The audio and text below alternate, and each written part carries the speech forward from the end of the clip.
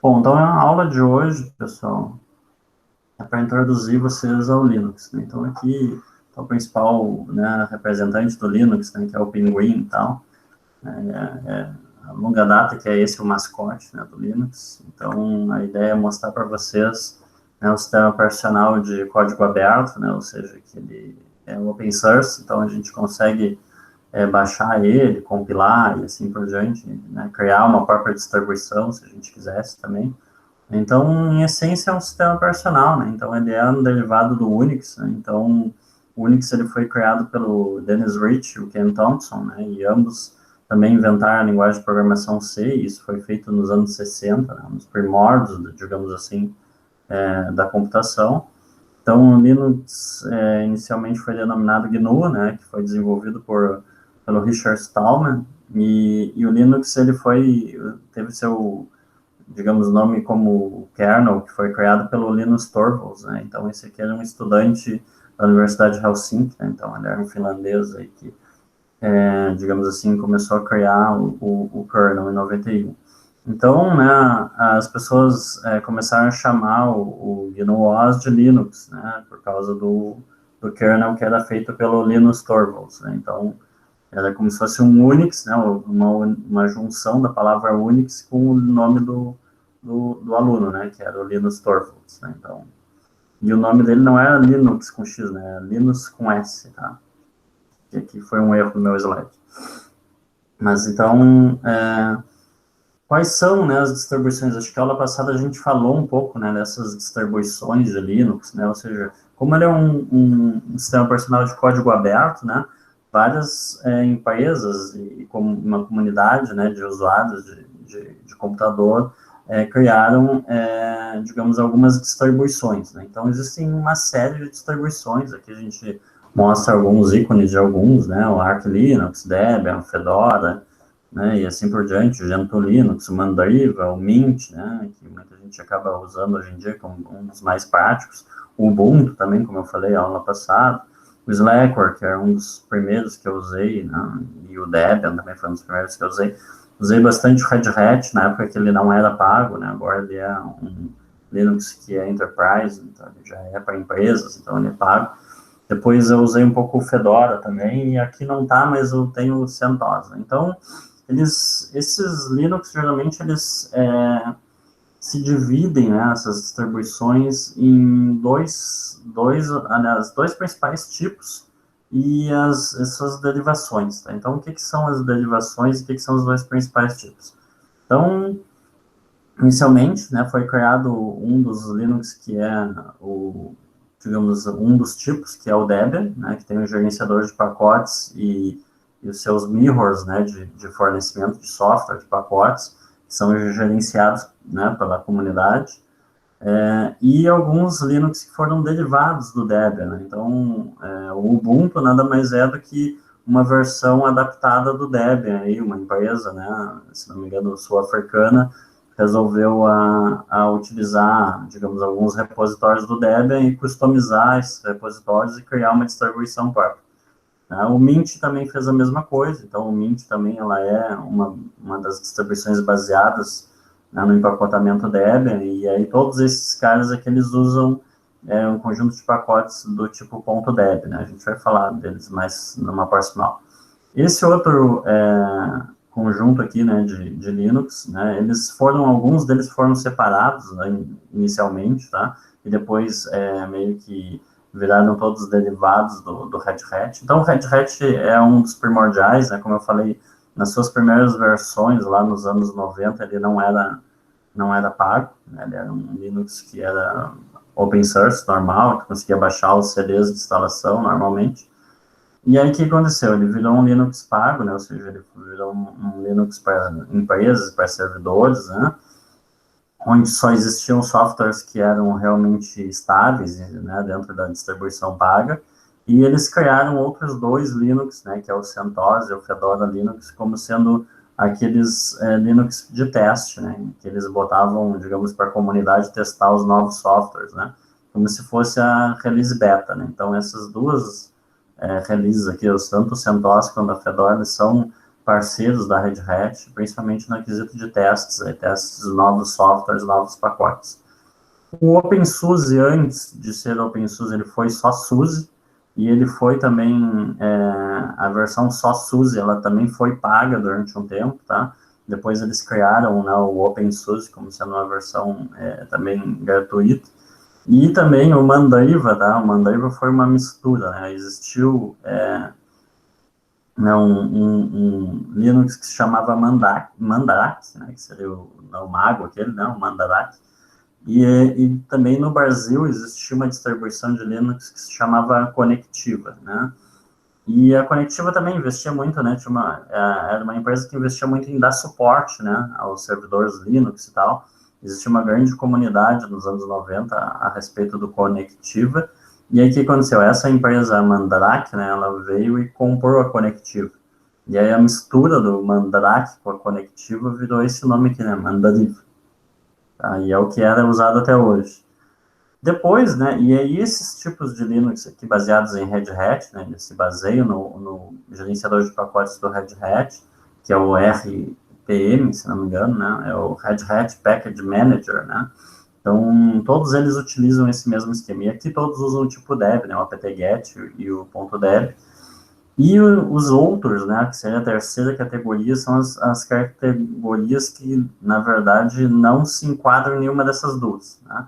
Então, o Arch Linux, ele é um Linux que tem o seu próprio gerenciador de pacotes. O Gentoo Linux também é um Linux que tem seu próprio gerenciador de pacotes. O Slackware, né, é um dos Linux que eu usei muito, né, ele era bem, digamos assim, complicado no início, né, porque ele não tinha gerenciador de pacotes, então para tu instalar um software, muitas vezes tu tinha que compilar muita coisa na mão, né, instalar o pacote na mão.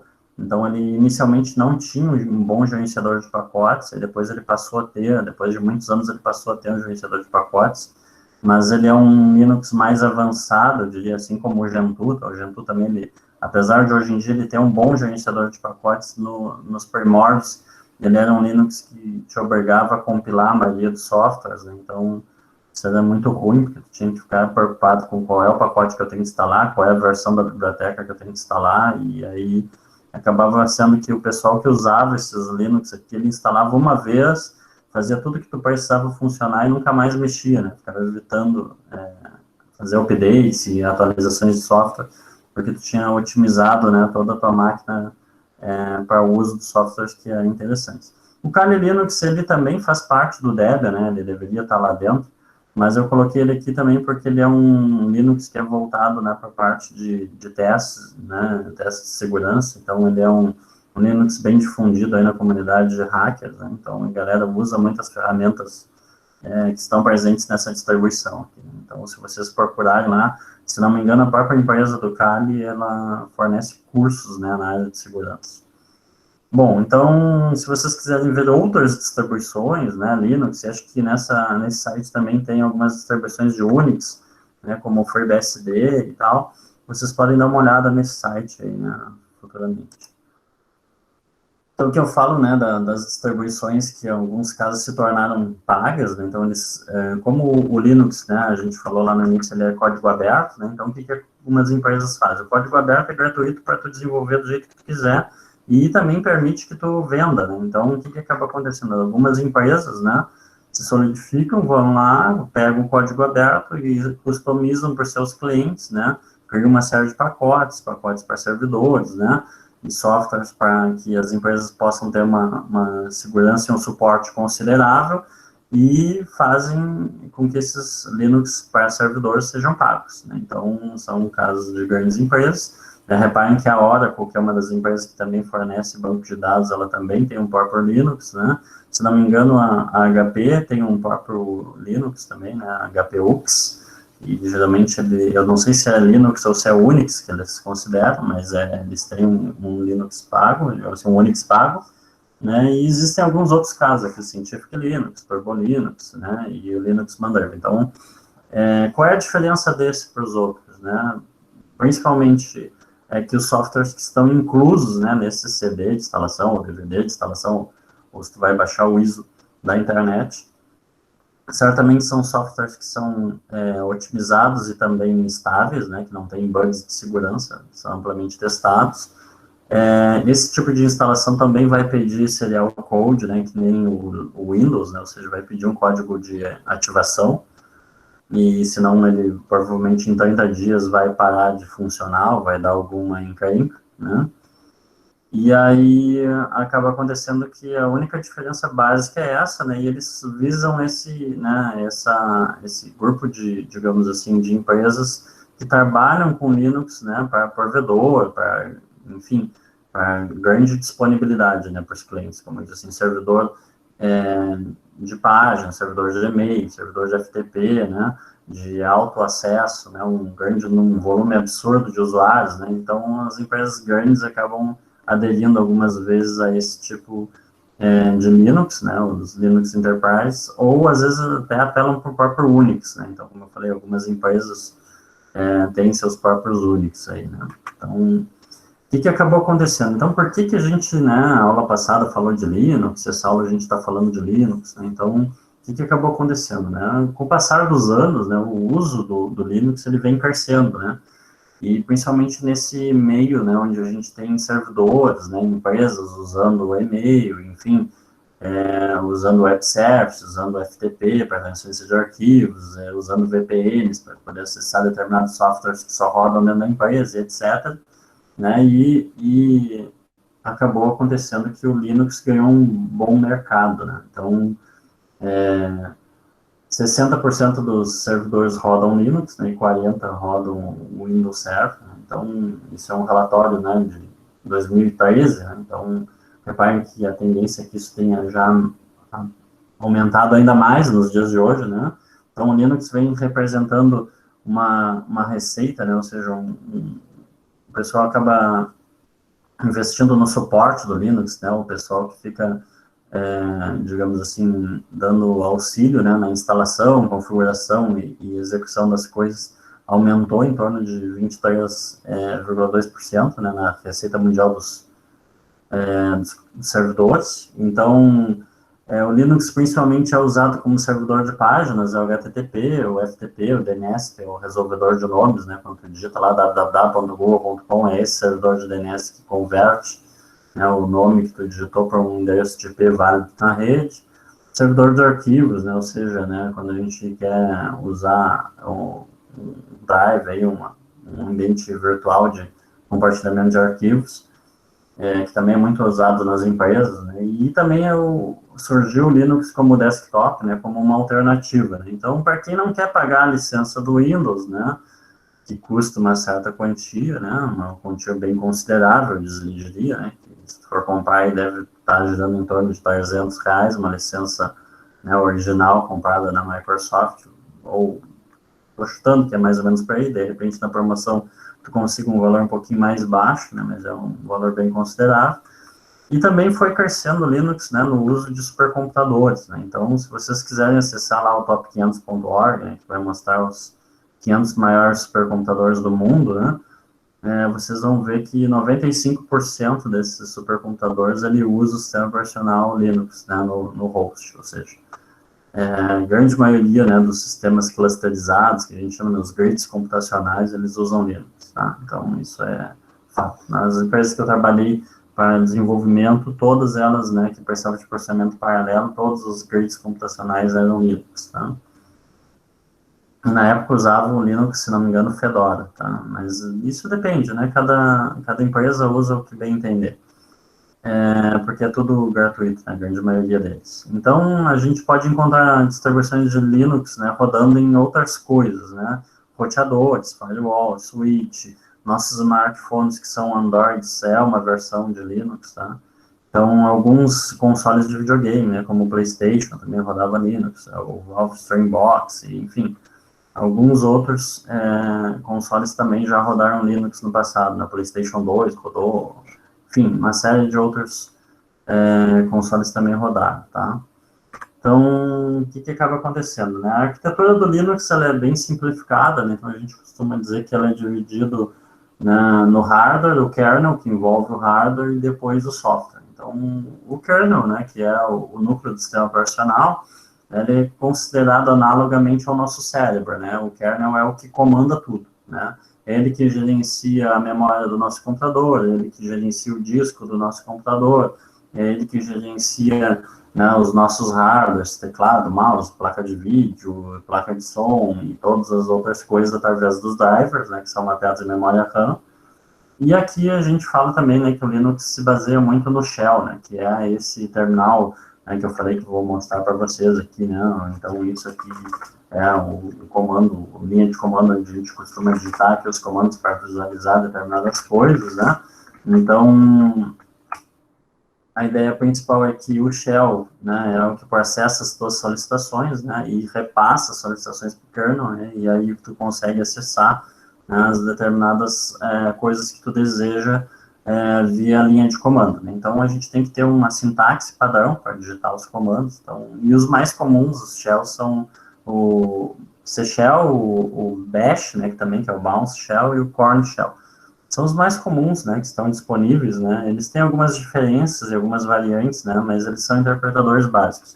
O que eu estou usando aqui é o Bash, tá, mas poderia ser o C Shell, às vezes muda um pouco a sintaxe, né, na hora que tu vai fazer algum script, alguma programação, mas o conceito geral de interpretar comandos é bem parecido para todos, tá. Então, a gente vai ver hoje, vai falar um pouco dos principais comandos utilizados, tá? Então, os comandos que são úteis, né, para a gente usar no terminal, então a gente vai falar um pouquinho deles, né? Então, tem muitos comandos, né? Então, olha aqui, reparem que tem mais de 250 comandos padrão, né? Então, a gente tem que aprender alguns deles, que são os principais, né? Os que nos vão ser muito úteis, né? Mas existem vários outros fornecidos, né, por terceiros, que podem ser adicionados na tua distribuição, né? Então a gente vai falar um pouquinho delas, e se não tiver, a gente pode instalar, né? Como vocês viram aí, a gente pode usar o apt-get para instalar pacotes que a gente julgar necessários, tá?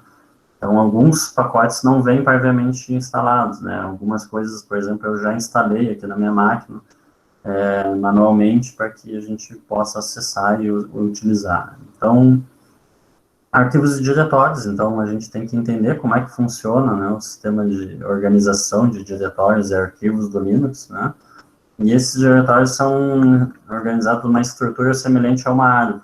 Então a gente vai falar sobre a raiz e os braços, digamos, né, o tronco e os galhos, digamos assim, né, desse sistema de arquivos. Então, aqui, a figura que ilustra exatamente aquilo que eu falei, né? Então, a gente tem um hardware, né, como sendo as nossas partes do computador que são controladas através do kernel, né? E aí a gente tem uma série, né, de aplicativos aqui que são controlados pelo kernel, e a shell também, né, que é a nossa linha de comando lá, o nosso lugar onde a gente vai digitar alguns desses comandos, tá? E aqui vão ter os programas, né? Então, toda a volta mais externa estão os aplicativos, né? Então, aquilo que a gente usa ali, né? E muita coisa a gente poderia chamar pela linha de comando, tá, pessoal? Então, se eu quisesse aqui abrir um Firefox, eu poderia abrir um Firefox pelo terminal, né? Então, ele vai rodar, né? O Firefox aí vai ser executado na minha máquina via linha de comando, tá?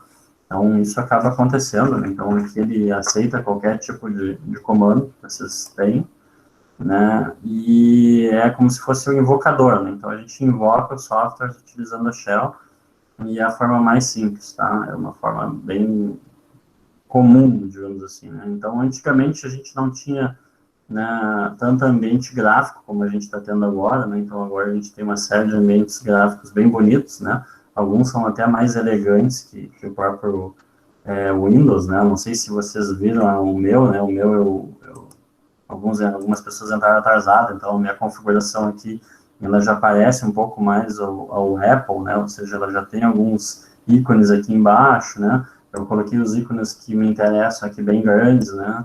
E coloquei esse ícone aqui dos softwares bem no canto, né? E além disso, né, ele tem todo esse esquema de poder visualizar, né, as coisas de forma... Eu tenho dois workspaces, né, ou seja, eu tenho dois ambientes de trabalho, e aqui no canto eu deixei o padrão, né, que é basicamente as configurações de liga e desliga, e da Wi-Fi, e do volume do áudio, e dos pacotes aqui, tá? Então, a ideia principal é essa. Vou voltar para o ambiente de apresentação aqui. Tá? Então, vocês podem customizar, tá? Existe mais de um ambiente gráfico, existe o KDE, existe o GNOME, existe o Enlightenment, existe o Window Maker, existe o XFCE, enfim, existe uma série de que a gente costuma chamar de X-Windows, né, que são os gerenciadores de janelas, ou seja, que são esses ambientes gráficos, né, que também são chamados de GUI, que é Graphical User Interface, né, então a gente tem vários.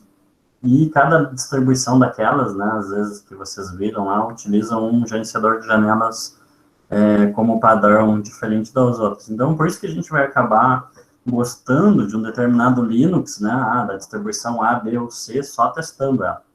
Então, como eu falei na aula passada, né, comecem a testar e ver se vocês gostam do ambiente.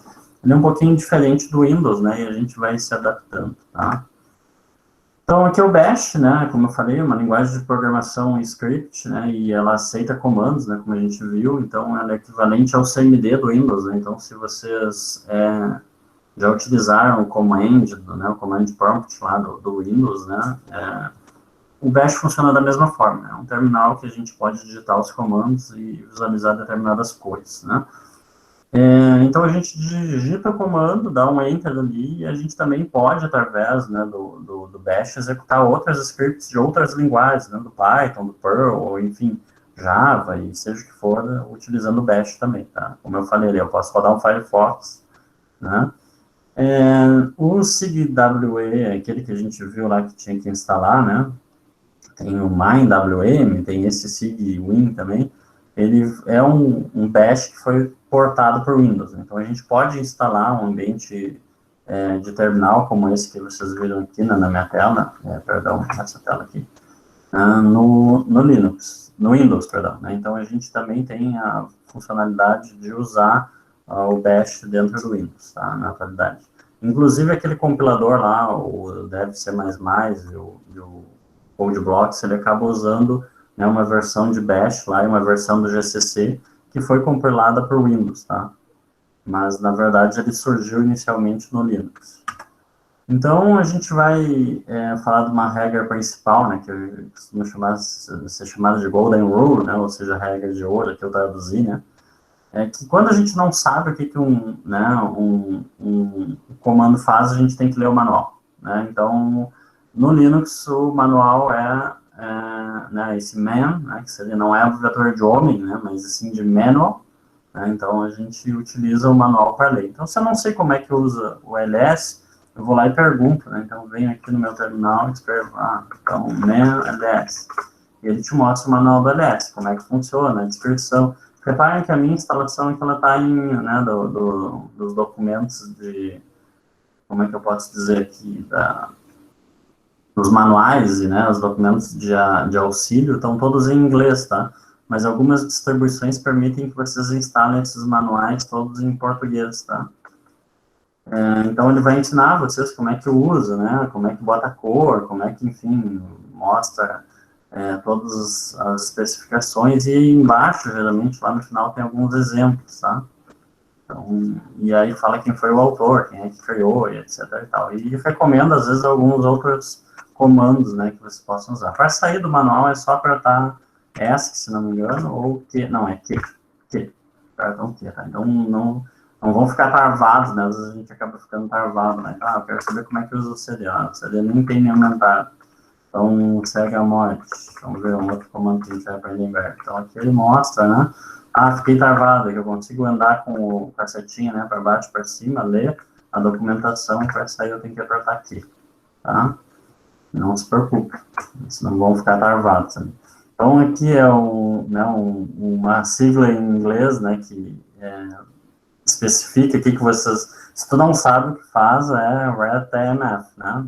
Então, leia o manual, é importante, senão você pode acabar danificando o sistema, tá? Então, isso é importante. Então, quem sou eu e quem está logado? Então, alguns comandos que identificam quem sou eu, né? Então, aqui, a gente pode digitar who, quem sou eu, né? Então, sou o usuário Gerson, né? Who am I, né? Quem sou eu? Gerson. Então, deixa eu ver se tem algum outro usuário aqui, né? Acho que não tem nenhum outro usuário além do meu. Não, só tem o usuário Jefferson.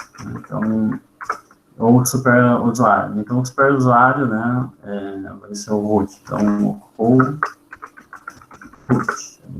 não vai mostrar. Tem uma abreviatura que geralmente é só W, né? Tem que estar logado.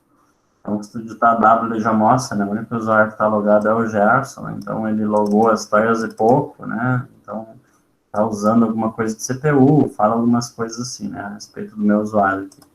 Tem um outro comando que mostra o ID do meu usuário, então posso botar ID aqui, ele vai mostrar, o meu usuário é o usuário 1000, o grupo é 1000, né? Ele participa desses grupos aqui, né? Então ele tem acesso ao grupo dos super usuários aqui do sudo também, né? E ao grupo de usar os compartilhamentos de samba, de CD-ROM, e provavelmente esse plug dev aqui deve ser para usar os pendrives, e esse LP admin é para acessar impressoras, geralmente, tá? Então, eu sou um usuário, digamos, básico aqui do meu Linux, né? E a gente consegue ver essas definições usando. E a gente vai aprender que o super usuário, né, é o root. Então, aqui eu não estou logado como root, tá? Então, se eu pedir para ser o root, eu tenho que digitar uma senha aqui. Então, agora eu... Opa, errei a senha. É isso, errei a senha. É isso de novo. Não lembro a minha própria senha de administrador? Agora foi. Então, reparem que quando eu estava com o usuário Gerson, meu usuário aparecia aqui, né? Xeon é o nome da minha máquina aqui na rede, porque é um Xeon, tá? E aqui esse comando serve para virar super usuário, né? SU é uma abreviação de super user, né? E o menos é só porque esse parâmetro menos ele configura e recupera as variáveis, relê as variáveis de ambiente, tá? Então, se tu não colocar esse menos, ele vai pegar as configurações do usuário Gerson e não as configurações do usuário root. Então, quando tu faz isso, ele lê as variáveis de ambiente do usuário root, por isso que tem esse menos. Ele vai pedir sempre senha, tá?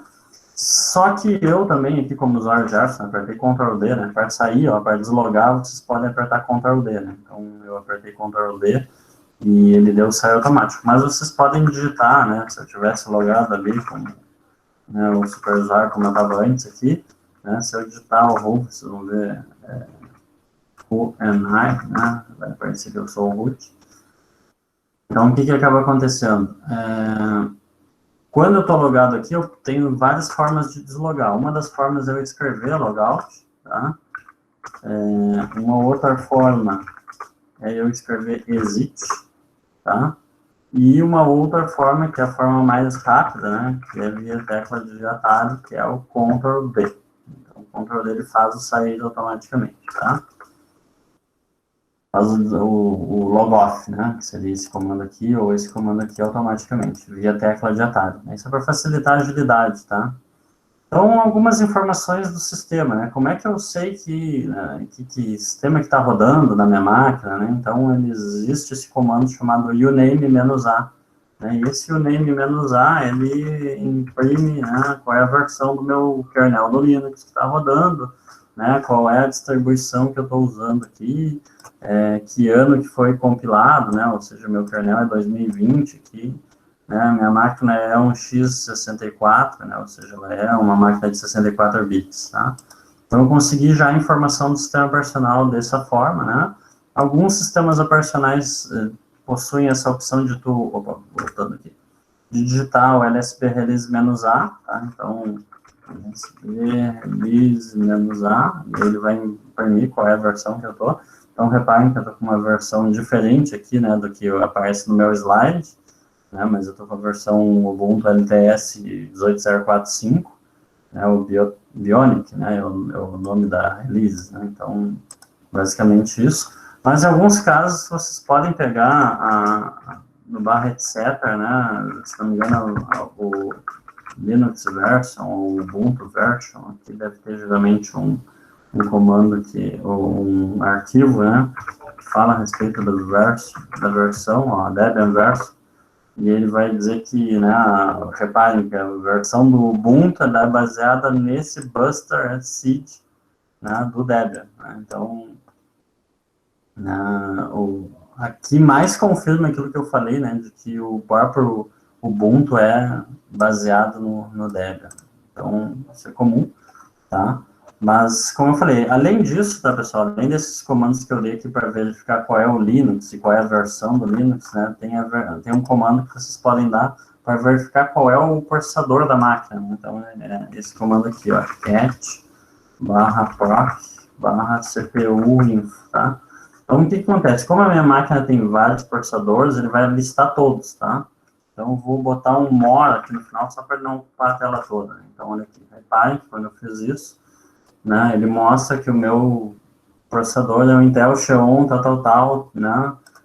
E reparem, esse aqui é o processador 0, né? Então, se eu der uns espaços aqui, né, vocês vão ver que, ó, tem processador 1, tem processador 2, né? Ele vai, são todos iguais, mas, né, tem vários núcleos, né? Como tem vários núcleos, eles vão mostrando, né? E eles informam, né, qual é a frequência que ele está executando nesse momento, qual é o tamanho da cache, que tem 20 MB de cache, aí quais são as flags, né, que ele tem, esse processador, né, qual é o nível, qual é enfim, né, quantos bogomits aqui ele tem de desempenho, né, qual é o tamanho dos endereços de memória, né, tanto a física quanto a virtual, e assim por diante. Então, ele dá uma série de informações, tá, esse aqui é o comando para DQ, tá, para isso aí.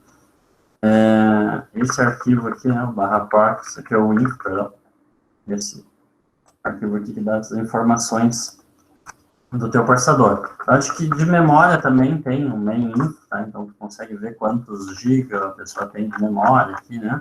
Então, eu tenho memória total aqui, 32 GB de memória na minha máquina, né? Então, é uma máquina que tem bastante memória. Apesar de ter sido uma máquina barata, que eu comprei na China, né? Eu botei bastante memória para não rodar umas simulações aí que eu estou usando de inteligência artificial e tal. Então, acaba necessitando bastante memória. E a memória acabava ficando barata, né? Na China eu acabei comprando bastante. Então, o que acabou acontecendo, pessoal? Além disso, né, a gente passa a ter alguns comandos importantes que são para mover, copiar e excluir arquivos. Tá? Então, isso aqui a gente tem que usar com bastante cautela.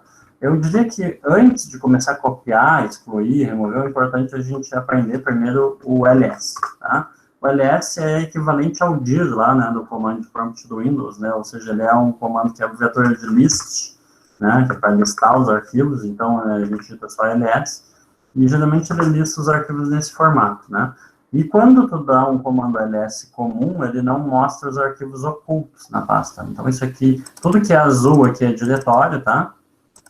Tudo que é vermelho é arquivo, né? Esses arquivos vermelhos geralmente são arquivos compactados, né? E alguns arquivos têm outras cores, né? Tipo, vai entrar na imagem que provavelmente vai ter um monte de arquivo PNG ou etc, né? Então, são arquivos que ficam noutra cor aqui, ó, repare, né? E assim por diante, tá? Então, a gente pode entrar num diretório, talvez, aqui de downloads e ver que tem, né, alguns outros tipos de arquivo aí, né? Alguns arquivos ele nem põe cor, ele deixa em branco aqui, né? Então, não tem problema nenhum.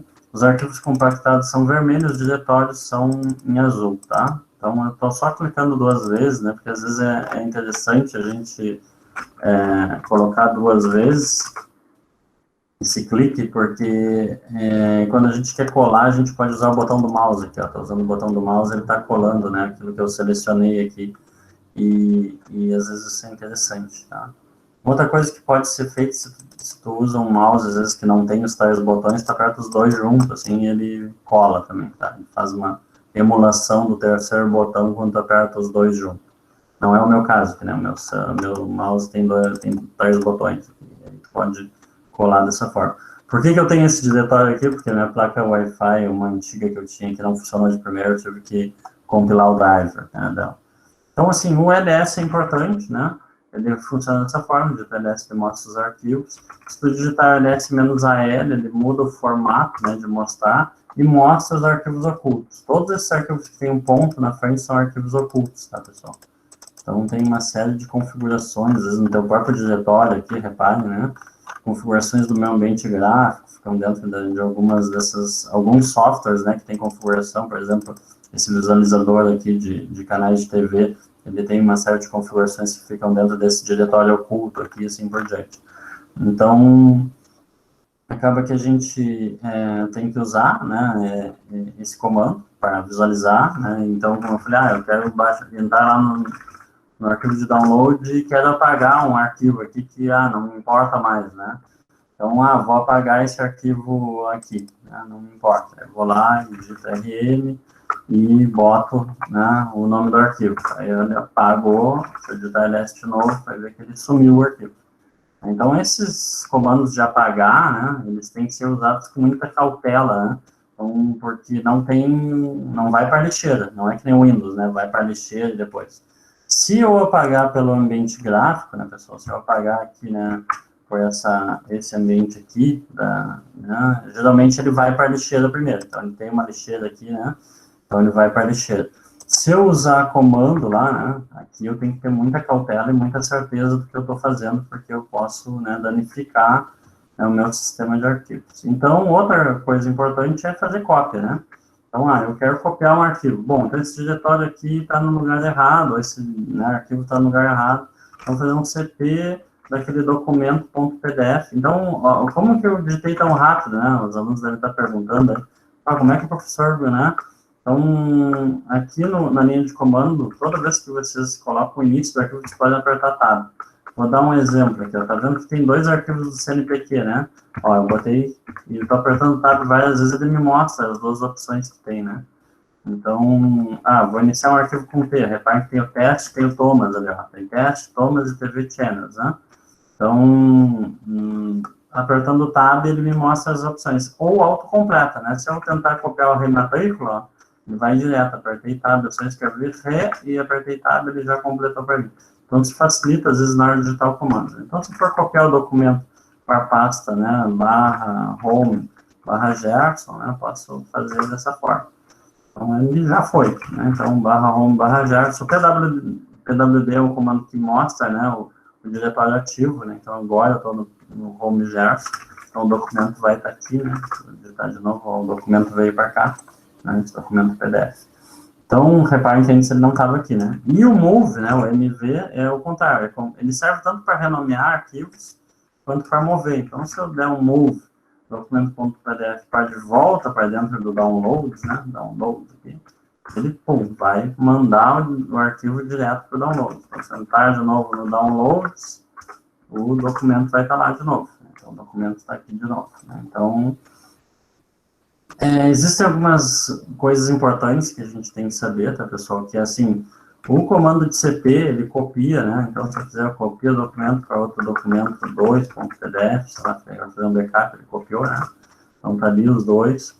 Só que quando eu quero copiar um diretório, né? Reparem que se, por exemplo, eu só vou entrar no diretório teste, vou dar um comando du teste, para ver o tamanho do teste, tá?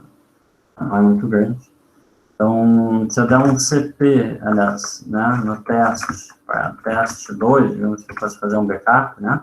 Então, aqui primeiro vem a origem e depois vem o destino, né? Então, quando eu fizer isso, ele vai dizer, olha, o que tu está copiando não é um arquivo, isso aqui é um diretório, né? Então, quando tu for usar para copiar um diretório, tu tem que botar esse parâmetro -f. Então, quando eu fosse fazer esse tipo de backup, eu tinha que colocar cp-r, teste para teste 2, né? Aí agora ele foi. Então, agora reparem que ele criou o teste 2 aqui, que é uma cópia exata, né, do teste. Então, esses comandos são os básicos, tá, pessoal, ali de cópia, tá? Então, esse aqui é para copiar um arquivo, né, origem e destino. Esse aqui é para mover um arquivo ou para renomear um arquivo, né? Então, eu quero mudar o nome do arquivo, pode usar o MV, origem e destino.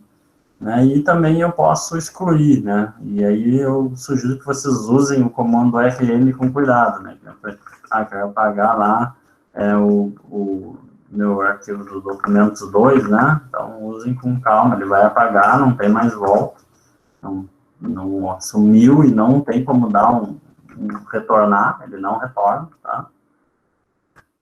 Aqui a gente vai falar um pouquinho de como, né, alterar o diretório, listar arquivos, né? Então, eu estou usando aqui toda hora o CD, né? Então, o que é o CD? O CD é a abreviatura de Change Directory. A gente vai ver que o nosso Linux ele começa com a pasta raiz, que é o barra, e aqui dentro tem uma série de diretórios e arquivos, né, do sistema. Vou tentar ampliar meu terminal aqui para vocês verem. Então, existe uma série de... Eu estou rolando a bolinha do mouse, né, mas vocês podem usar o Shift Page Up, tá, para subir, ó. Então, o histórico do terminal pode ser usado o Shift Page Up e Shift Page Down, né, para rolar. Então, às vezes isso ajuda, né, na praticidade de não ter que ficar usando o mouse para verificar as coisas, tá.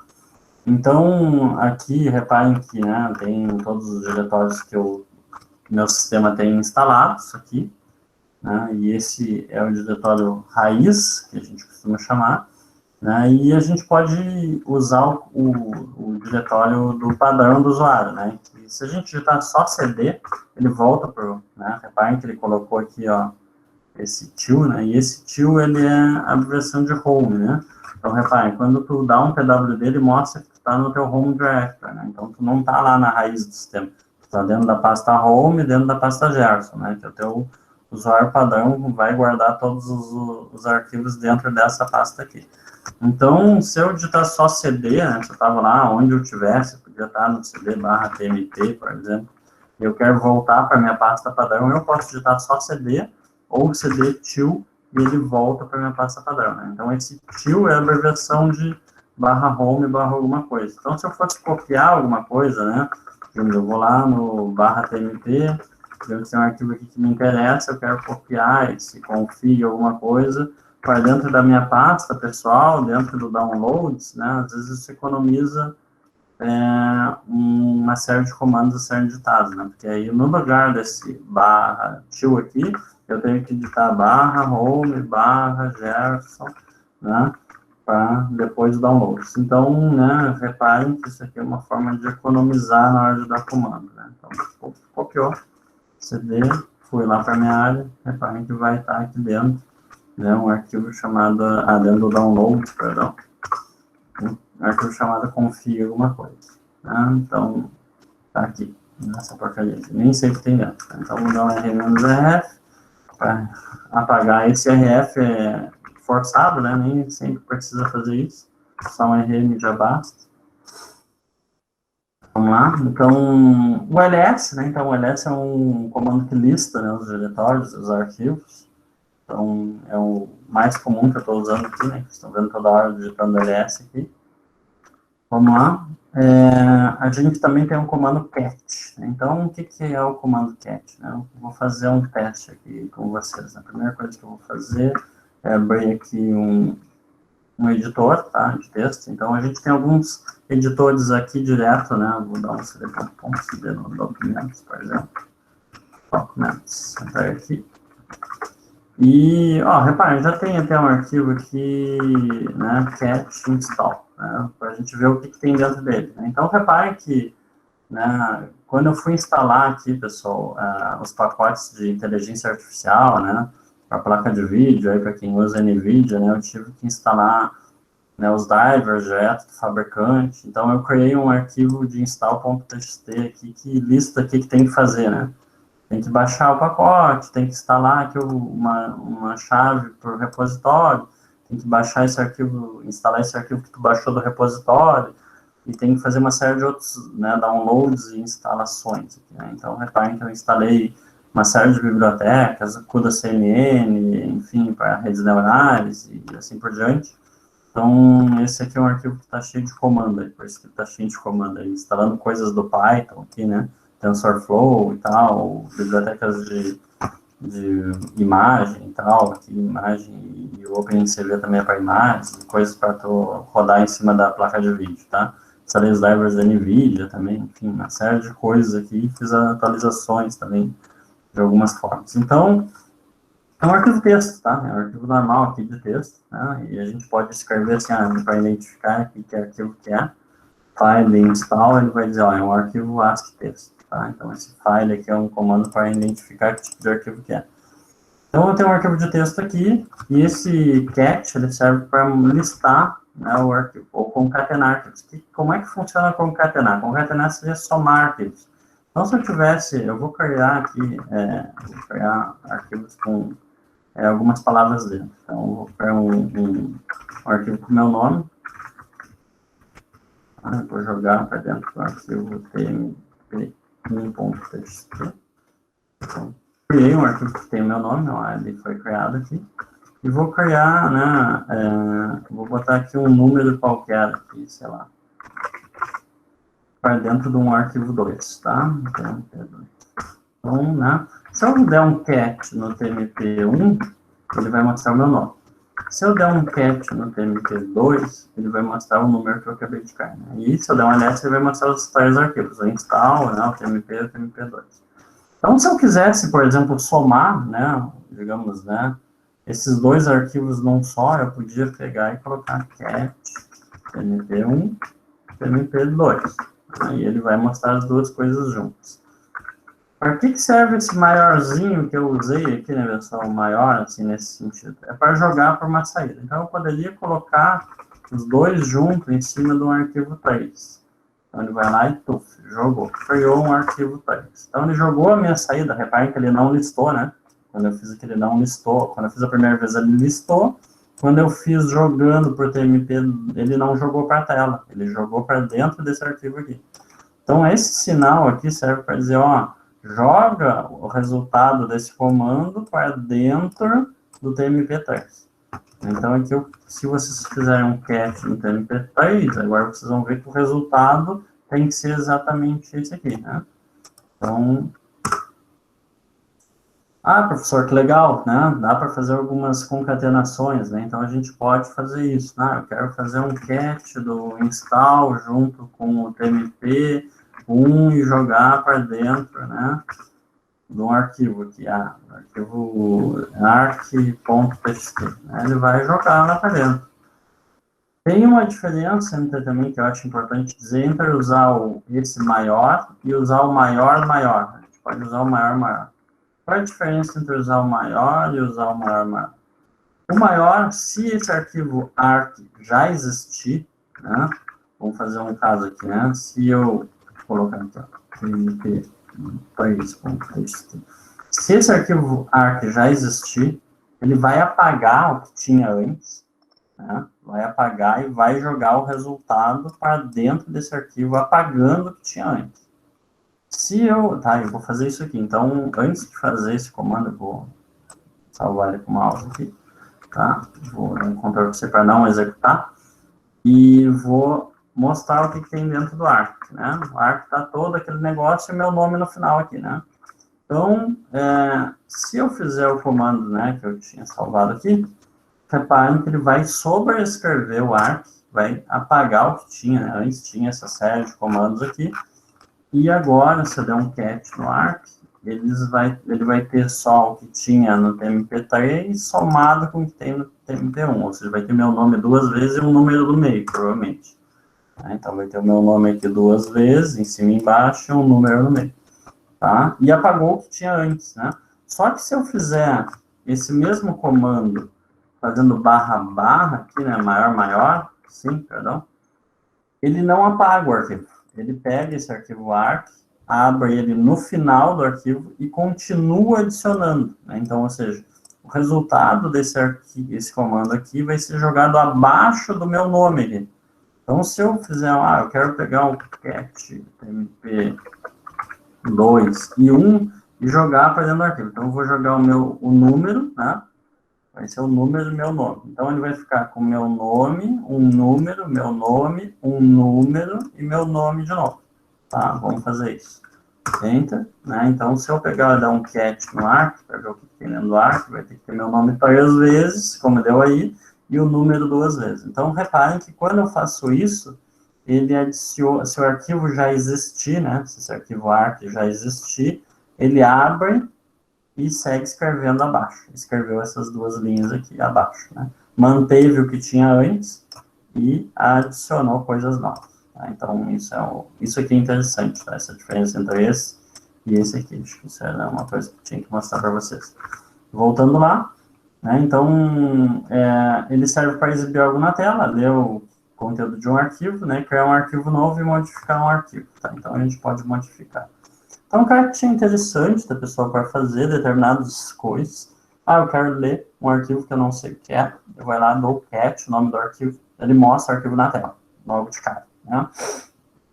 Posso fazer isso aí, né, dentro do diretório, eu quero saber dentro do barra, alguma coisa, barra, né, se eu tivesse aqui, eu quero saber o que está dentro do barra home, barra Gerson, e aí aqui eu tinha um arquivo dentro, sei lá, do ponto config, algum diretório aqui, alguma coisa que me interessa, acho que não tem nenhum diretório, tudo diretório. Não, htop, não tem nenhum arquivo aí dentro, vamos tentar pegar um ponto profile, que é um arquivo, então, dash. Completou? Não, não achou. Ué.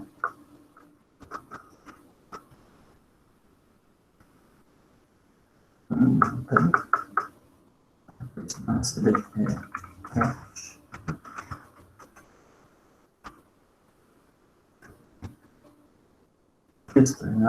Esse arquivo aqui, batch history, é todos os comandos que eu já dei, né? Ele vai mostrar todos os comandos que eu, né, dei nos últimos tempos aqui para instalar coisas e tal. Então fica logado, né, todas as coisas que eu digitei aqui, né, nesse arquivo aqui, batch history, né, a história do... E eu posso limpar o meu histórico de comandos que eu dei, né? Se eu digitar history -c, ele limpa, né, aquele arquivo ali. Então, se eu digitar agora, ó, não consigo nem mais usar o para cima e para baixo. Para cima e para baixo são as setinhas que te ajudam a pegar os comandos anteriores que tu deu, né? Então, como eu apaguei o histórico, agora me ferrei. Vou apagar os arquivos, tá? O arquivo e os tmp, e eu posso apagar assim, ó, tmp asterisco, ele vai apagar tudo que tiver tmp alguma coisa, né? Então, quando eu fizer isso, ele vai apagar todos, só vai sobrar um install. Então, sobrou um install aí, né? Vamos lá. Então, eu posso fazer o uso do cat para aquilo, né? Então, a gente também pode modificar um arquivo. Então, ele bota aqui, ó, quero criar um arquivo novo, né?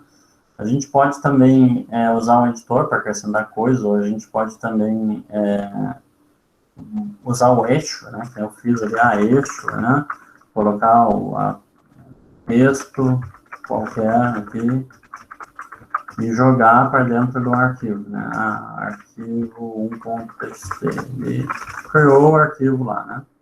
E se eu der um cat, ele vai mostrar que tem aquilo lá dentro. Então, é uma forma fácil de criar, né? Um arquivo pode ser através disso aqui, mas eu acho que o cat também permite fazer isso, né? Texto qualquer aqui, jogar para dentro do arquivo2.txt. Deixa eu jogar texto qualquer. Então, tem que não jogar nada. Aí ele cria o arquivo aí, eu tenho que digitar aqui. Texto qualquer aqui. E dar um Ctrl, não sei se é Ctrl C, se eu cancelei, não é ls. Não, Ctrl C para sair. More no arquivo 2. E não é Ctrl C, é outra. Não. Texto qualquer aqui. E deve ter que dar um Ctrl Z, talvez. Não. Tem que apertar algum comando ali para ele, né? Ele cancelou o traço, não fez. Texto qualquer aqui. Deve ser um Ctrl M, provavelmente. Depois um Ctrl Q, algo assim. Não. Z, não, acho que não consegui. Não, foi. Ctrl M, né? Agora foi. More aqui 2.txt tá lá, qualquer aqui. Né? More, tanto more quanto o cat, eles mostram, tá? A única diferença entre o more e o cat é que o more, ele para no meio, ó. Então, reparem que, né, esse arquivo não cabe na tela, então ele para aqui e diz, ó, estou exibindo só 79%, e para tu continuar devagar, tu aperta Enter, e para tu pular uma tela inteira, tu aperta espaço, né? E aí ele mostra, chegou no fim do arquivo, tá? Então, o modo, a única diferença é que tu consegue parar o arquivo de texto, né? E ir lendo aos poucos, ou ir lendo de página em página, apertando espaço, tá? Voltando ali, então aqui ele mostra também que o cat pode ser usado para contar as linhas de um arquivo, né? Então, se a gente tivesse aqui, né, um cat -l, o nosso install, ele vai mostrar linha a linha, né? Então, esse arquivo é um arquivo que tinha 37 linhas aqui, tá? Então, ele é útil para contar linhas quando a gente, às vezes, acha, tem um erro na linha tal, né? Então, aí tu consegue descobrir de forma fácil a linha tal. A gente também tem uma coisa interessante que é o grep, né? O grep, ele funciona como um filtro de procura, ou seja, ele serve para procurar. Como é que a gente usa, né, professor? Então, tem duas formas de usar. Então, por exemplo, eu quero descobrir dentro desse arquivo de install aí, .txt, onde que eu estou instalando coisas da NVIDIA, né? Então, tu pode pesquisar de duas formas. Tu pode usar o cat install lá, e dar um pipe aqui para adicionar um comando extra e dar um grep, e aí botar a string que tu quer procurar. Por exemplo, eu vou procurar as linhas que tem NVIDIA, e aí ele vai me mostrar todas as linhas que tem a palavra NVIDIA, tá? Eu posso também usar um outro comando chamado fgrep, tá? Eu quero procurar grep, NVIDIA dentro de todos os arquivos desse diretório, né? Então ele vai procurar, e aí ele me diz primeiro, achei dentro do arquivo install.txt essa linha que tem NVIDIA, dentro do install.txt essa outra linha que tem NVIDIA, e assim por diante, né? Então ele listou aqui todos os arquivos e todos os comandos, né, que ele achou a palavra NVIDIA. Então o grep serve para procurar, tá, pessoal? Não é para procurar arquivos, né? Para procurar arquivos tem um outro comando chamado find, tá? Estou procurando esse arquivo install.txt. Digamos que eu não sei que ele existe, que ele está dentro do documento. Eu salvei um arquivo chamado install.txt, onde é que ele está? Aí tu usa o find -name, né? E install.txt, que é procurar o arquivo. E aí tu tem que dizer aonde tu quer procurar. Eu quero procurar a partir do meu diretório, né, /home /Gerson aqui. Aí ele vai, né, procurar. Acho que eu fiz alguma sintaxe errada. Find till, né? Partir desse diretório. Isso, agora sim. Ele achou no final, né? Ele disse que não teve permissão para acessar algumas pastas, né? Deu permissão negada, essas outras aqui deu permissão negada, mas no final ele me listou aqui, né? Onde é que está o meu arquivo, né? Então, perdão, eu errei a sintaxe, né? Esse diretório onde ele tem que procurar vem antes, né? Então, eu tenho que digitar find onde eu quero procurar, né? Eu quero procurar dentro da pasta do Gerson, e o nome do arquivo é install.txt. Então, agora ele vai achar, fez o comando, listou aqui o arquivo. Tá? Então, a gente pode usar esses dois comandos, né? O grep, ele é mais para procurar dentro do arquivo, então aqui ele dá um exemplo, né? Tu está procurando dentro de uma mensagem de log algum erro, né? Então, tu pode fazer dessa forma. Então, tu pode fazer aqui grep, error, a palavra error dentro do /var, /log, /message.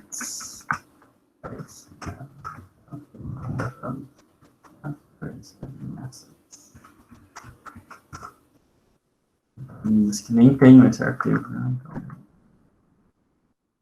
Então, vamos procurar dentro do... Apertei tab, tá? Para aparecer todos esses outlog ou bootlog. Vamos ver o log de boot. Não tenho permissão. Aí começa a ter uns outros problemas, né? Que o meu usuário não tem permissão para fazer todas as coisas, né? Ele não achou. Vamos botar para o erro do kernel.log, né? Então também não tem. Não achou nada. E se eu botar o syslog,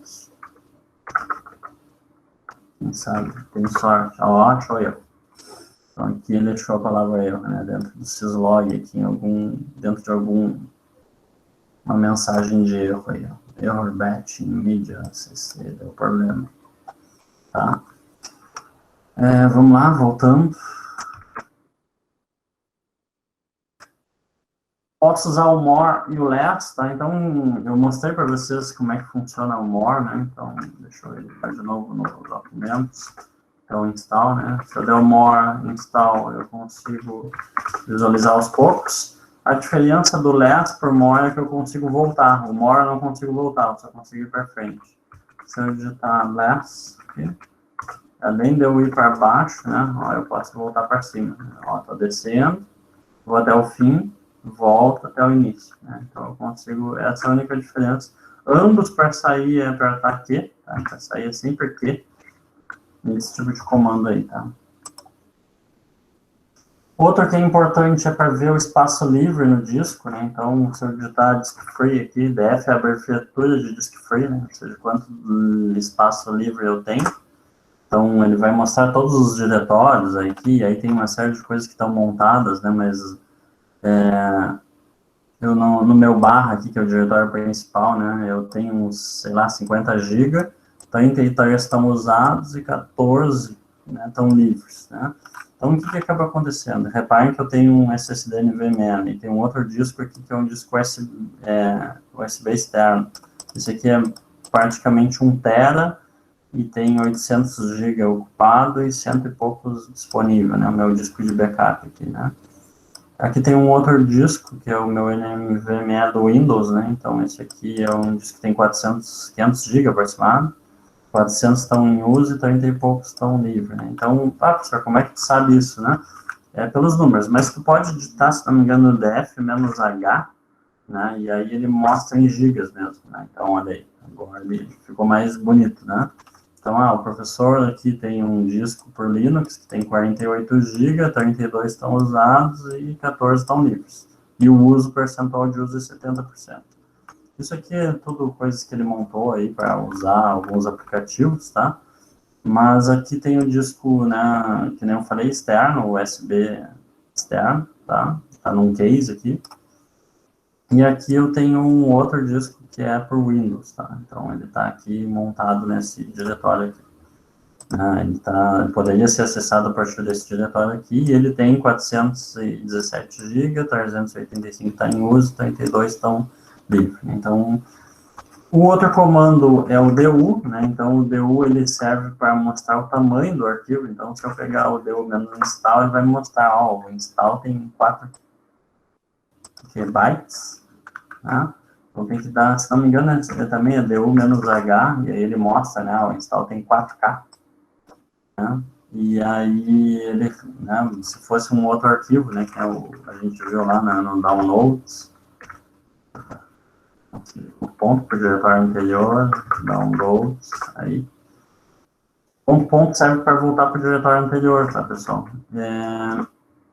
Por exemplo, eu quero ver quanto é que tem esse arquivo aqui do Thomas, aqui, né, que é o arquivo de um aluno meu que estava fazendo um dataset. Então, eu posso dar um DU, né, Thomas.tgz, arquivo compactado, né, ó, ele vai mostrar um valor, e se eu botar o menos H, ele vai arredondar, né, 77 metros, né, aproximadamente. Então, a gente consegue, né, pessoal, usar esse comando para saber o tamanho das coisas. Vai demorar para copiar, não vai demorar para copiar, é muito grande, não é, então, qual é o está ocupando muito espaço, né? Eu estou dando um diretório que eu quero liberar espaço, então eu tenho que saber o tamanho dos arquivos, né? Então, se eu der deu menos H asterisco, aqui nesse diretório vai me listar o tamanho de todo mundo, né? Então, olha aqui, ó, deu grande, né? Mas, professor, como é que eu ordeno? Então, posso pegar, né, essa lista aqui e dar um sort. Ordenei. Então, o que aconteceu? Os maiores, né, foram lá para cima, provavelmente. Não estou chegando lá, então vamos fazer assim, more. Não, ele ordenou por ordem alfabética, eu acho. Não ordenou pelo tamanho. Tu pode tentar ordenar, né? Acho que no final os maiores ficaram até por final aqui, né? 9 MB. Então ele vai conseguir, esse DU, ele vai conseguir mostrar o tamanho dos arquivos, apesar que pode usar o ls-al, né? E acho que ele tem uma opção para tu ordenar, se não me engano também, para tu ordenar e botar os maiores no final e tal. O próprio ls tem algum esquema de tu ordenar os arquivos, tá? Eu acho que eu voltei para trás sem querer aqui na aula. Seguindo, deixa eu ver como é que eu estou de tempo. A gente tem meia hora ainda. Acho que um outro comando interessante de mostrar o htop, tá? E o htop ele vai mostrar os teus processadores, quanto está em uso, a tua memória RAM, quanto está em uso, a swap, que é a área de troca, quais são os processos que estão rodando na tua máquina, quem é o dono do processo, quantos mega cada processo está usando, né? como é que está o peso da máquina. Então, reparem que essa máquina aqui, ele lista 8, né, barrinhas aqui, significa que tem 8 cores, né, essa máquina. E aqui ele tem 32 GB também, que nem eu aqui, só 7 está usado, tá? Então, eu vou rodar isso na minha máquina para vocês verem. Então, se eu der um top aqui, ele vai mostrar. Então, no meu caso, a minha máquina tem 16 núcleos, né? Então, ele está mostrando aqui como é que está o uso. Dos 32 GB, eu estou usando só 2 GB, né? O meu swap, eu tenho 2 GB para swap, a área de troca não está sendo usado. E a carga média, né? E quanto tempo está ligado? Meu sistema está ligado a 1h25 aqui, tá?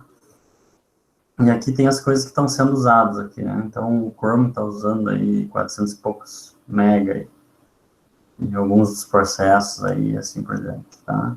E o meu usuário, que é um grande dono aqui dos processos, tem algum processo aqui que o root que é o dono, tá? Que é o ambiente gráfico, acho que é o root que é o dono do ambiente. Então, uma outra forma de ver os processos rodando é o comando ps, tá? PS é o que eu estou rodando, né? ps-ax, tudo que está rodando na máquina. Então, reparem que ele mostra. E ele pode mostrar em formato de árvore também, ps-axt, se não me engano. Ou, não é axt, é axt. Aí. Então, reparem que o Google Chrome, né, ele cria um processo e cria filhos dos processos, né? Então, quando tu abre um Chrome, ele já cria 5 processos, 5 filhos, né? E mais uns outros 2 aqui, né? Então, quando tu abre um Chrome, ele já cria um monte, né? Às vezes ele vai criando mais para cada aba que tu cria, né? E por isso que ele acaba, às vezes, gastando muita memória, né? Então, ele está rodando na minha máquina. E reparem que, né, vai ter alguns casos, o gerenciador de janelas, é o GDM, tá? E aí tudo que está rodando dentro do gerenciador de janelas. Então, são todos filhos daquele cara lá. Né? Se der algum problema e travar aquele processo, né, ele congela os filhos também, né? Ou pode matar os filhos. Então, a gente tem que ter cuidado aí, tá, pessoal? Óbvio que esse formato de PS, né, de Process List, né, é meio que uma abreviatura aí de como é que eu rodo, como é que eu mostro os processos, é muito mais fácil de olhar daquele formato usando o HTOP, tá? A maioria dos Linux, ele vem com a versão não colorida do top, aí, do HTOP, que é o top, e aí ele mostra a mesma coisa, né, as coisas que estão rodando aí, e o Chrome, que está gastando uma memória bárbara aí, 400 não sei quantos mega aí. E a mesma coisa, memória total, livre, lá, né? Mas de uma forma sem mostrar colorido, né? Então, e para sair sempre aqui, tá, pessoal? Também a saída aqui. Reparem que eu posso ordenar aqui esses F1 para mexer em alguma coisa, F2, F3, né? Se eu quero mostrar no formato de árvore, né? Ele mostra aquele esquema das árvores aqui, né? Quem é filho de quem, né? E eu posso ordenar aqui apertando F6, né? Ordenar porque que é pelo usuário, pelo tamanho de memória, pelo tamanho, né, o que é, memory size, tá? Então ele botou o Chrome como sendo o maior de todos. Eu quero ordenar pela prioridade, quais são os processos que estão rodando com maior prioridade, ou seja, minha placa de vídeo aqui é o que está rodando com maior prioridade. Eu quero rodar pelo tempo de execução, né, ordenar quais que estão mais tempo rodando. E assim por diante. Então, eu posso ordenar pelos usuários, né? Então, reparem que ele botou em ordem alfabética aqui, né, os usuários. Então, isso acaba acontecendo, tá, pessoal? Então, a gente pode fazer uma série de ajustes aqui, tá? O HTOP é bem interessante para saber quando tem muita coisa rodando na tua máquina. Funciona meio como gerenciador de processos do Windows, tá? Faz uma forma textual.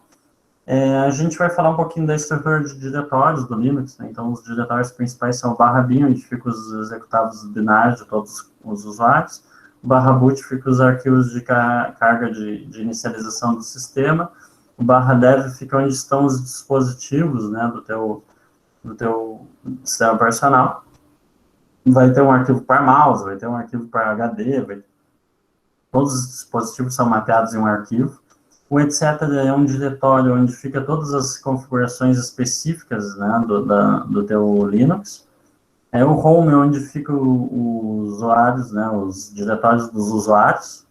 O lib, onde ficam as bibliotecas, né, as bibliotecas compartilhadas, e os módulos de kernel, né, ou seja, os teus drivers também ficam aqui instalados. Então, as principais bibliotecas usadas pelos programas, o barra mídia é onde fica montado os teus pendrives, onde fica montado o teu CD-ROM e assim por diante, ou HD externo, que nem é o meu caso aqui, né? Vocês viram ali que quando eu dei um disk free lá, apareceu aqui embaixo a barra mídia, barra Gerson, backup. Então, esse aqui é um HD que está plugado na USB, né? Então, e assim por diante. Então, fica no barra mídia aqui, algumas coisas. Tem casos em que fica no barra MNT. Então, tu pode temporariamente montar um sistema de arquivos, algumas distribuições, quando tu pluga o pendrive, ele monta no barra MNT, em vez de montar no barra MIDI. O apt fica, né, algumas aplicações e pacotes adicionais, ou opcionais, geralmente. O SBIN é a mesma coisa que o BIN, né, só que por superuser, o S é de superuser, né, então o system, né, então os binários do sistema, e eu, às vezes só o root tem acesso a esses executáveis aqui. Barra server fica onde ficam os dados providos pelo servidor, né, pelo serviço do sistema. Barra TMP é um diretório temporário. Barra user é onde fica a maioria dos aplicativos usados pelos usuários. Então, aqui é como se fosse o program files do Windows, né, o barra user, então tem que ter muito cuidado. O barra var é onde fica, né, as variáveis e arquivos de log, geralmente fica aqui dentro do barra var. O barra root é o usuário, né, superusuário, o administrador da máquina. Então, ele tem um diretório separado, ele não fica dentro do barra home, como os demais usuários, ele tem um diretório exclusivo só para ele.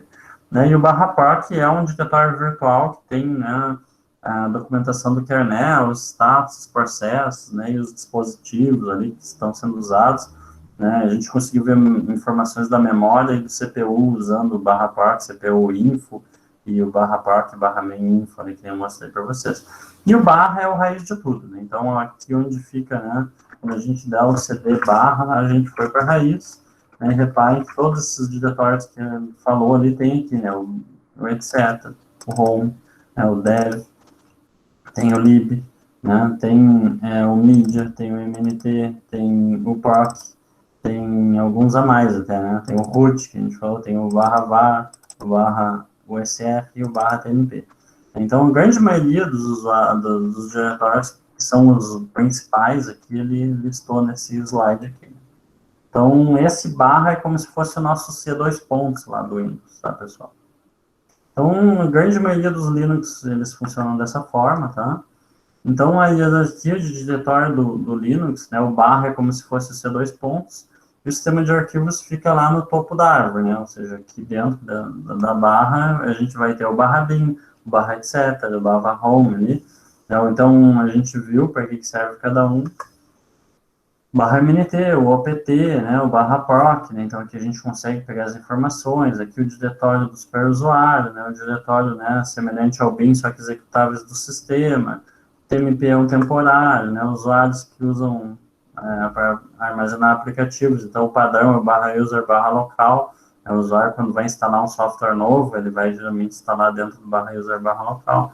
E o barra var geralmente tem arquivos de armazenamento de variáveis e arquivos dinâmicos, né, que são alterados, como os arquivos de log que ficam lá, né, barra var, barra log, é um dos diretórios bem conhecidos aí por todos os usuários de Linux. O que mais, pessoal? A gente tem que aprender sobre usuários e grupos nessa aula aqui. Espero que dê tempo para tudo. Então, como é que funciona, né? A gente, quando está trabalhando com o usuário comum, ele costuma colocar esse cifrão aqui na frente, né? Quando a gente está usando o usuário superusuário, root, ele fica com esse cerquilhado aqui nesse jogo da velha, digamos, na frente. Então, isso já é, né, usando o terminal aqui, uma forma de tu identificar se tu é um usuário superprivilegiado, no meu caso aqui eu não sou usuário superprivilegiado, veja para limpar a tela, tá? Então, eu tenho, e se eu entrar como root, né, aqui, aí agora eu sou um usuário, né, privilegiado. Né? Tem essa marca aqui de que, ó, eu estou agora usando o usuário administrador, né, e se eu fizer when I, ele vai mostrar que eu sou o root. Se eu fizesse when I, né, quem sou eu, ele ia mostrar que eu era o Jefferson, né, não sou usuário, super usuário. Bom, então aqui ele mostra exatamente isso, né, quem eu sou e se tu é usuário comum e se tu é root, então se tu é o root tu vai ter essa arquilha, se tu é um usuário comum tu não vai ter. Então, reparem que, né, a diferença entre o usuário comum aqui, que a gente fez o ID, é que o usuário comum, geralmente, ele tem um número alto aqui, né, para identificação.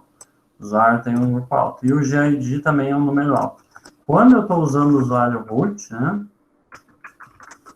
ele vai, né, quando eu digitar ID, vai mostrar que eu tenho um número 0. Assim, eu sou o cara, né, que está no grupo mais baixo, né, ou seja, eu tenho acesso a tudo, né, então o usuário root, ele é o cara que, dizem que é a usuária, né, que é a mulher, né, porque as mulheres que mandam, né, costumam brincar, né, dessa forma. Então, é a root, né, então a root, ela é a que manda no sistema operacional. E aí ela tem, né, esse digamos, ID 0 e o GID 0, né, então ela é, digamos assim, a fundadora aqui, né, a administradora geral. E os usuários comuns, eles têm números mais elevados, tem, né, seus grupos, né. E só que os usuários comuns, tá, pessoal, eles podem ter acesso a esse gerenciador de superusuários, que é o sudo, tá? É um comando isso, tá? Então, quando eu não tenho acesso a fazer, por exemplo, eu vou dar um apt-get install aqui, vou instalar o htop, por exemplo. Ele vai dar permissão negada, ó. É um usuário comum, para tu fazer isso, tu tem que ser root. Né? Então, aí, para eu fazer isso, eu teria que digitar o sudo aqui, ele vai pedir a minha senha do usuário Gerson, eu digito ele, ó, vou instalar tal coisa, beleza, foi atualizado. Ele não instalou nada porque já está, né, instalado esse pacote, né? Então, ele... Mas se eu quisesse fazer só um update aqui dos pacotes, né, ele, com o usuário root, ele faz. Mas se eu tivesse tentado fazer isso com o usuário né, Gerson, ele não ia deixar, ia dar permissão negada. Isso aqui está demorando por causa da minha internet. Só vou deixar rodando aí. Vamos seguir na aula aqui. Então, o sudo serve para isso, tá, pessoal? A gente digitar o sudo ali e a gente vira superusuário. Então, a gente pode usar o ID, né, como a gente falou hoje, o ID, o usuário comum vai ter números altos, geralmente tem 100.000, que nem o meu aqui, ou 10.000, dependendo do tipo da distribuição. E a gente pode ver o ID do superusuário, que geralmente é 0, né? Então, isso é uma identificação de que quando é 0 aqui, né, o ID a gente está usando o usuário administrador. Outro indicativo é esse a ser criado aqui, tá, pessoal? Beleza. Então, a gente pode adicionar usuários na máquina, né? Então, vou tentar voltar lá, agora já acabou. Já falhou, não deu para fazer o download aqui. Vou dar um clear. Então, se eu tivesse tentado fazer isso aqui sem o sudo, ele não ia deixar. Dá permissão negada, tá? Então, a mesma coisa, eu não vou conseguir fazer um user add com o meu usuário padrão aqui, né? Se eu fizer user add, vou adicionar por exemplo, o usuário Ana, né? E ele vai dar permissão negada. Então, eu tenho que fazer com o sudo, né? Vou adicionar o usuário Ana. Bom, agora adicionou. O que tem que fazer? Bom, primeira coisa, tem que botar uma senha para Ana. Então, eu tenho que digitar PSWD Ana, né? Então, vamos botar uma senha para Ana. Você não pode, porque eu não sou superusuário. Então, se eu der um sudo, agora, qual é a senha que vai pôr para Ana? Vou botar um 2 para ele. Tá? 1, 2, 3. Foi. Então, se eu fizer agora um su menos Ana, eu quero virar o usuário Ana, eu tenho que digitar a senha da Ana. 1, 2, 3. Aí ele entra no diretório da Ana. Só que ele diz, você logou sem ter o diretório home, né? Você logou, né? Porque eu não criei, né, o diretório para Ana. Então, eu teria que ter feito o quê? Ido lá e feito um sudo mkdir para criar um diretório /home /Ana. Agora, talvez a Ana consiga logar. 1, 2, 3, assim. Ó, agora ela logou. PWD está no usuário dela, né? Dentro do diretório dela. Então, criei um usuário para Ana, né? A ID da Ana, né? Reparem que a Ana é o 1001, próximo usuário, do grupo 1001 e grupos 1001. Ou seja, ela está no grupo da Ana e o usuário é Ana, tá? Vamos lá. Como é que eu crio um grupo, né? Eu posso adicionar grupo aqui, eu só crio usuário, né? E eu posso também deletar o usuário, tá, pessoal? Eu posso dar deslogar aqui, dar um sudo user, se não me engano. User del. Isso aí. Vamos ver como foi. Agora, se eu der um su menos Ana, ó, não existe usuário Ana, sumiu Ana. Só que eu também tenho que pagar, né, o /home /Ana, o diretório da Ana. Ó, não posso fazer isso porque eu não sou root. Então, sudo, agora eu paguei o diretório da Ana. Tá? Então, formas de usar o terminal, né? Eu posso criar grupos, caso eu queira algum grupo novo, né? Então, posso criar um grupo, então usar o grupo é group add, né? E ou group del, ou seja, remover um grupo. Né? Nem eu fiz ali para remover o usuário, né? O user add, né? Acho que foi aqui, cadê? User add, e para remover eu fiz user del, né? Então, user del, né? Esse comando aqui. Tá? Então, acaba acontecendo isso aí, né? Pode adicionar e remover usuários, e a gente pode adicionar e remover grupos também, tá? Caso tenha algum grupo que a gente queira adicionar. A gente pode alterar a senha do usuário digitando PSWD, que nem eu fiz ali, né? Digitei PSWD Ana e mudei a senha da Ana. Só que se eu não for a Ana, eu não posso fazer isso, né? Aí a única outra pessoa que pode alterar a senha da Ana é o root, né? Superusuário, o administrador do sistema.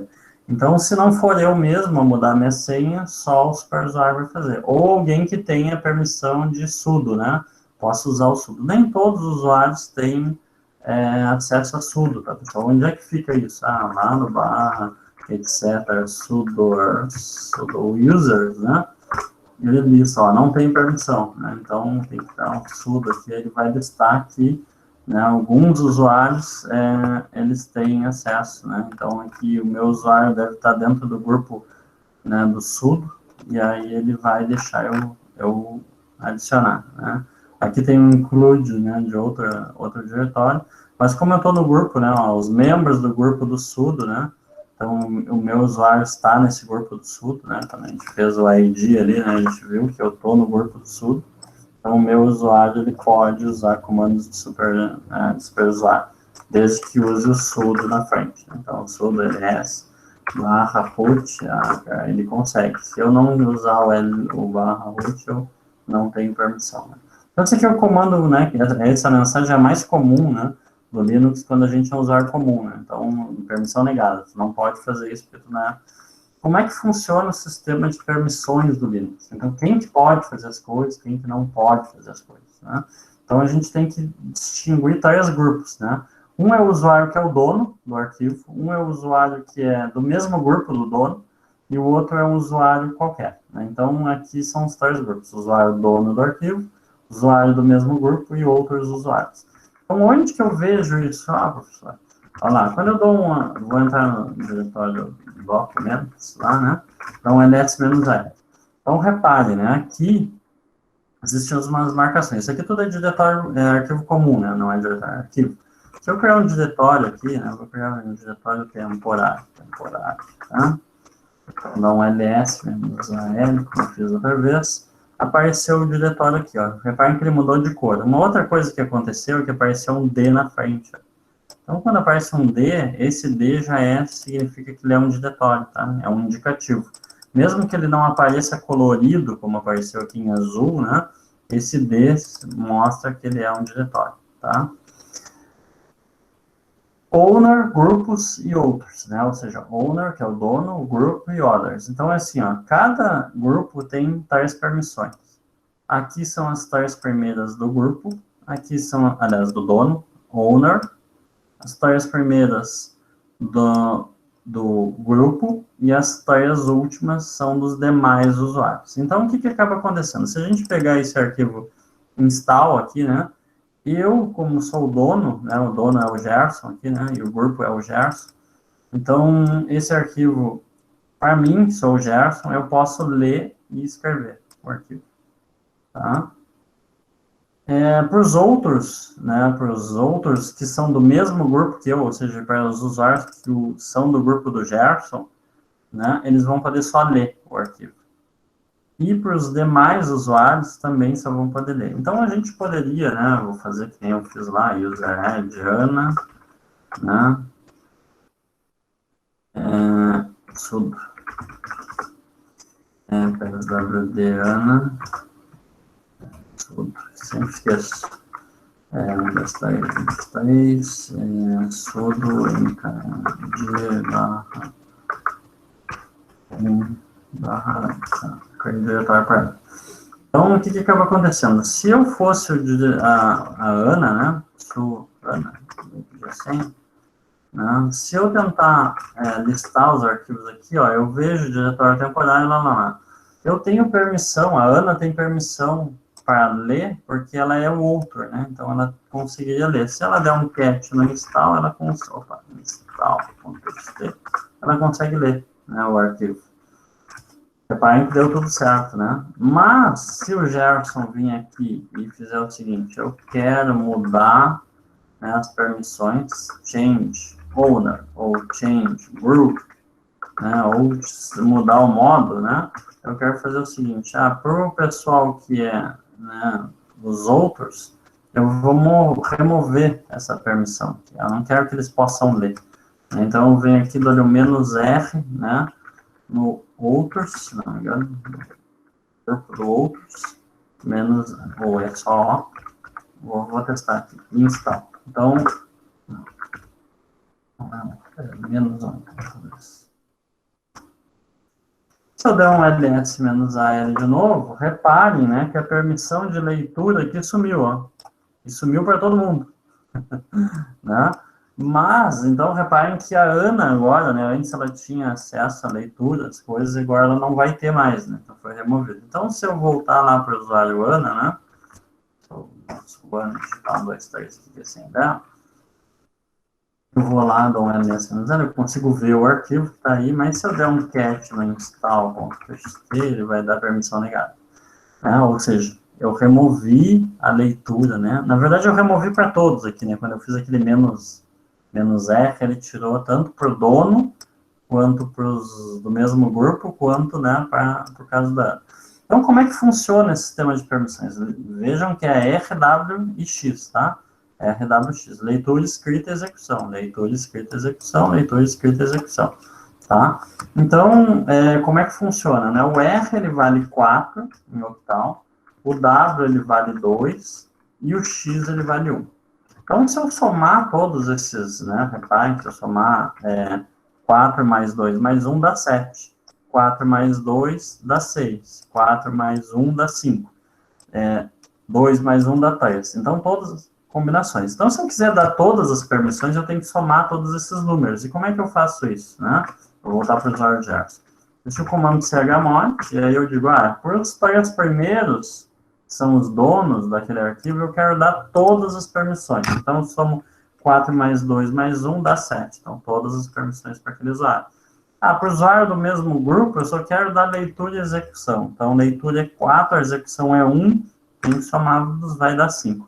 E para os demais usuários, né, os outros usuários, eu quero que eles não tenham acesso a nada. Se eu quero que eles tenham acesso a nada, eu posso dar 0. A soma do, né, nenhuma permissão é 0. E botar lá para o install.txt. Então, o que ele vai fazer? Eu vou dar um ls-al. Ele deu todas as permissões para o dono, deu leitura e execução para os do mesmo grupo, e nenhuma, né, ou seja, 7 para todo mundo que é dono, né, para o cara que é o dono, que é o Gerson, 5 para os caras que são do mesmo grupo do Gerson, e 0, né, para aqueles outros usuários, né, ou seja, os outros usuários, a Ana que vai continuar sem acesso à leitura, tá? Então, eu posso fazer várias mudanças, né, eu quero só a leitura e escrita, vai dar 6, leitura e escrita para o pessoal que é do mesmo grupo, e só a leitura para quem é outro usuário. Bom, se eu der um ls-al, vai ficar, né, leitura e escrita para o dono, leitura escrita para os usuários do grupo Gerson, e somente leitura para todos os outros usuários, né? Então, a gente consegue fazer essas mudanças, né, nas permissões para que os outros usuários não consigam acessar determinados arquivos. Então, a gente tem a permissão, como eu falei já, né, de leitura, R, que é read, né, de gravação, que é write, que é o W, e execução, que é X, né, que é o X do meio aqui do executing, né, então execution, no caso. Então, essas são as principais letras, né, R, W, X, né, então é o que significa esses R, W, X aqui, né, que aconteceu aqui quando eu dei todas as permissões. Né? Então, se tu tiver todas as permissões, vai ser assim, R, W, X. Caso não, vai ter alguma coisa quebrada, esse menos significa que tu não recebeu a permissão de leitura, né, o grupo não recebeu permissão de leitura, e os demais usuários não receberam nenhuma, né? Aqui, o dono recebeu leitura escrita, os do mesmo grupo leitura escrita, e os demais usuários somente leitura no arquivo. Vocês não podem apagar o arquivo, não podem alterar o arquivo, né? Vocês vão conseguir só ler esse arquivo aqui. A Ana, no caso, só conseguiria ler. Vamos lá, dando sequência para tentar finalizar no tempo. Então, ls-l lista, né, os arquivos e lista os ocultos, né, como eu falei, o AL, vocês já estão vendo, é usar isso direto, né, então lista e mostra as permissões. O chmod eu acabei de ensinar para vocês, vocês podem usar o sinal de mais ou de menos para tirar as permissões, então quero dar permissão de leitura, escrita e execução, posso fazer dessa forma, ou posso fazer, né, dessa forma, só que dessa forma aqui eu estou dando a permissão somente para o dono do arquivo, né, os demais ficaram sem nenhuma permissão. Posso remover, né, permissões, então se eu fizer isso eu vou remover as permissões de leitura, escrita e execução para todo mundo. Posso fazer, né, para o usuário, grupo e outros, somar todo mundo, né, ou seja, para todo mundo eu vou dar permissão, 777, né, tanto leitura quanto escrita como execução. Quero tirar de todo mundo, então o usuário que é o dono, o grupo e o outros, né, então ele vai remover as permissões. Seria a mesma coisa que fazer o chmod 000 para o arquivo, você tirar todas as permissões dele. Só que tem um porém, né? Quando é um diretório, né? Quando não é um arquivo, né? Por exemplo, aqui a gente tem um diretório temporário, eu tenho que fazer, né? Um chmod -R maiúsculo e dizer lá, eu quero permissão, sei lá, 664 para o diretório temporário. Então, se eu não colocar o -R, ele não faz, porque ele vai dar um aviso dizendo que tu não fez com a opção correta, né? Se eu fizer sem o -R ali, ele não vai mudar, né? Digamos que eu queria mudar para 644, e ele não vai fazer. Né? Pior que fez. Às vezes acontece de ter um alias, tá? E aí não precisar usar determinadas... Perdão pelo espio. Esse caso aqui de -R, tá? Mas o padrão é a maioria das distribuições necessitarem do -R. Vamos lá, se encaminhar para o final da aula, né? Então, esses, pessoal, eram os comandos que eu queria apresentar para vocês hoje. Eu estou aberto a perguntas agora. Esse é o formulário para vocês fazerem a chamada. E quem quiser usar o QR Code, fica à vontade para usar o QR Code.